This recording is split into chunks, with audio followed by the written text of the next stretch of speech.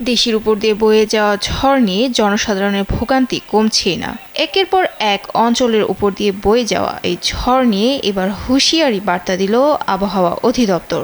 সংস্থাটি জানায়, দেশের ৭টি অঞ্চলের উপর দিয়ে ঘন্টায় ৪৫ থেকে ৬০ কিলোমিটার বেগে অস্থায়ীভাবে দমকা বা ঝড়ো হাওয়া বয়ে যেতে পারে।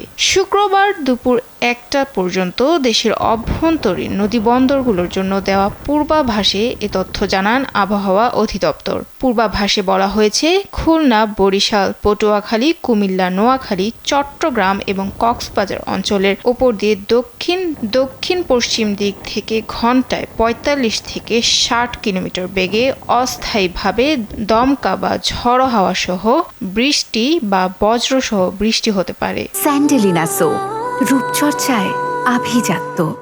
এছাড়া এসব এলাকার নদীবন্দরকে ১ নম্বর সতর্ক সংকেত দেখাতে বলা হয়েছে বলে জানান তারা।